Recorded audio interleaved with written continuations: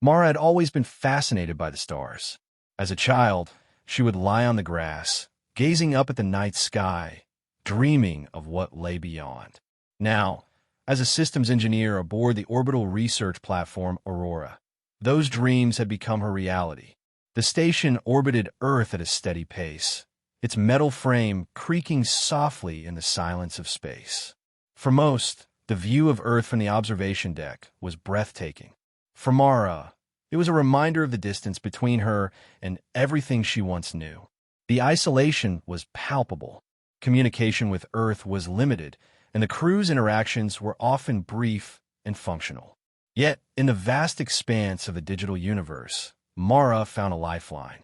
She stumbled upon a subreddit called r/orbiting hearts, a community where astronauts and space enthusiasts shared their experiences, thoughts, and feelings about life in space. It was here that she first encountered Stellar Voyager 88. Their initial exchange was simple, a comment on a post about the challenges of maintaining mental health in orbit. But something about Stellar Voyager 88's words resonated with Mara. They spoke of the loneliness, the longing, and the small joys that made life in space bearable. Over time, their conversations deepened, moving from public threads to private messages.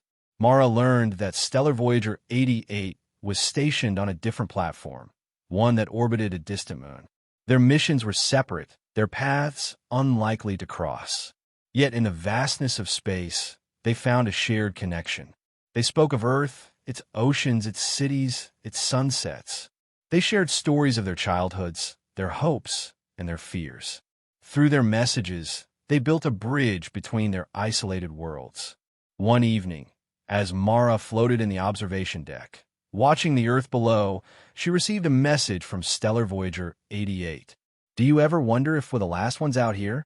That maybe, in the grand scheme of things, our voices are just whispers lost in the void. Mara stared at the screen, her heart heavy. She typed back, maybe, but even whispers can be heard if someone is listening. Their conversations became a lifeline for Mara. Each message was a thread connecting her to a world she had left behind. She began to look forward to their exchanges, finding comfort in the shared understanding and the unspoken bond they had formed. Months passed, and the crew aboard Aurora prepared for a routine resupply mission. Mara was tasked with coordinating the docking procedures.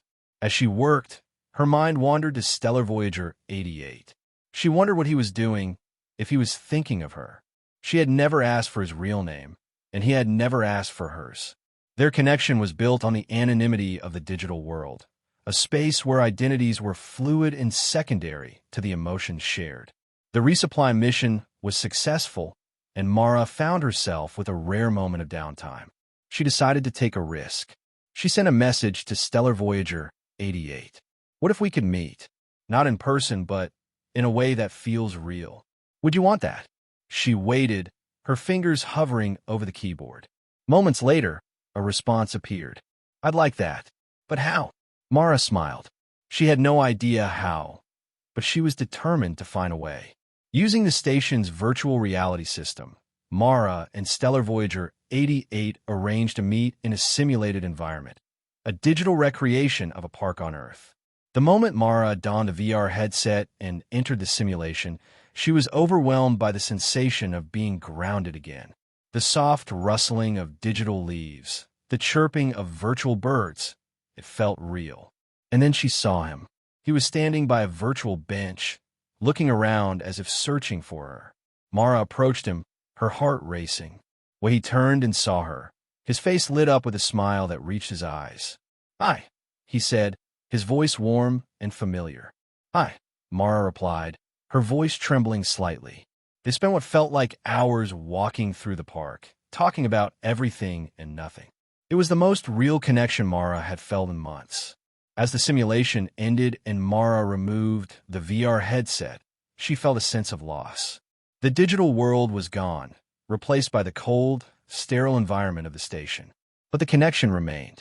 In the days that followed, Mara and Stellar Voyager 88 continued their virtual meetings. They shared their dreams, their fears, and their hopes for the future. They spoke of a time when they might meet in person, when the distance between them would no longer be measured in light years. One evening, as they sat together in the virtual park, Stellar Voyager 88 turned to Mara and said, "No matter how far apart we are, I want you to know that you're not alone." Mara smiled, her heart full. She had found a connection in the vast emptiness of space, a bond that transcended distance and time. Years passed, and the missions continued. Mara and Stellar Voyager 88 remained in contact, their bond growing stronger with each passing day. They never met in person, but their connection was real. They had found each other in the vastness of space, and that was enough. As Mara gazed out at the stars, she knew that no matter where her journey took her, she would never be alone. For in the digital expanse of the universe, she had found a kindred spirit, a whisper in the void that had become her anchor.